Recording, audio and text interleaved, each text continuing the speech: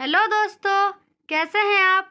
एक बार फिर से स्वागत है आपका आपके अपने चैनल विद्या एजुकेशन पे। आज हम आपको बताने जा रहे हैं केदारनाथ धाम के बारे में।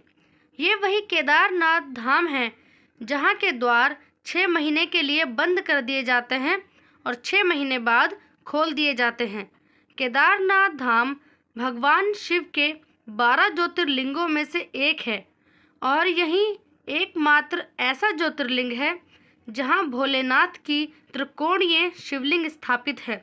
ये हिंदू धर्म का एक बहुत ही पवित्र स्थल है जो हिमालय की गोद में बसा हुआ है। वैसे तो केदारनाथ धाम के स्थापित होने की कई पौराणिक कथा प्रचलित है और इन्हीं में से एक कथा है महाभारत काल की, और ये महाभारत द्वापर युग से संबंधित है। जिस कथा में ये बताया गया है कि यहाँ पांडवों को साक्षात भगवान शिव ने दर्शन दिए थे, जिसके बाद पांडवों ने यहाँ इस धाम को स्थापित किया। और आज हम आपको इस वीडियो में महाभारत में इस धाम से जुड़ी कथा के बारे में बताएंगे। तो चलिए दोस्तों, वीडियो शुरू करते हैं।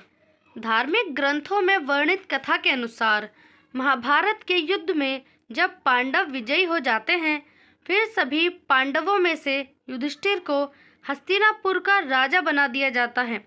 उसके बाद कई वर्षों तक युधिष्ठिर ने हस्तिनापुर पर राज किया।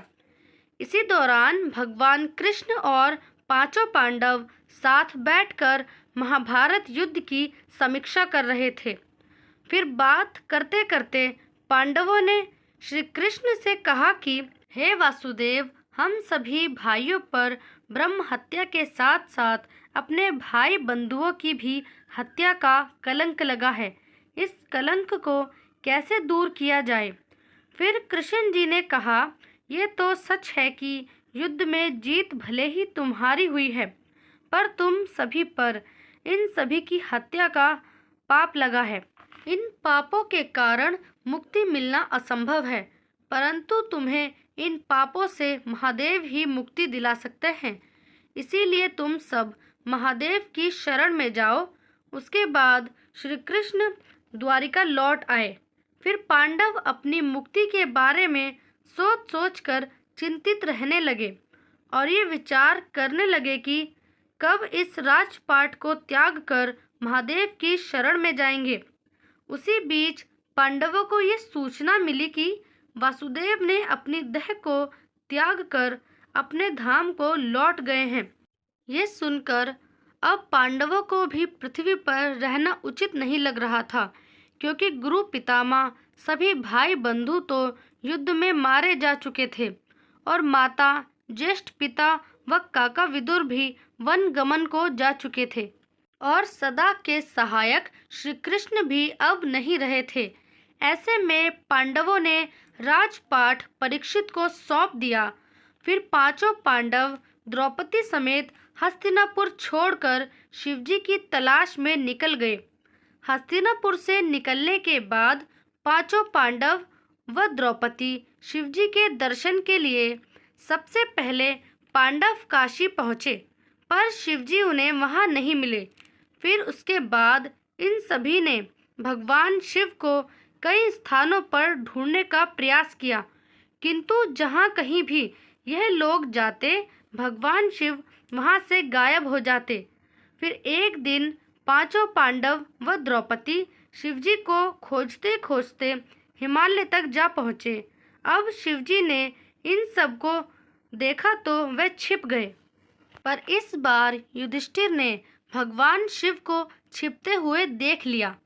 फिर युधिष्ठिर ने कहा, हे प्रभु, आप कितना भी छिप जाएं, हम आपके दर्शन किए बिना यहाँ से नहीं जाएंगे।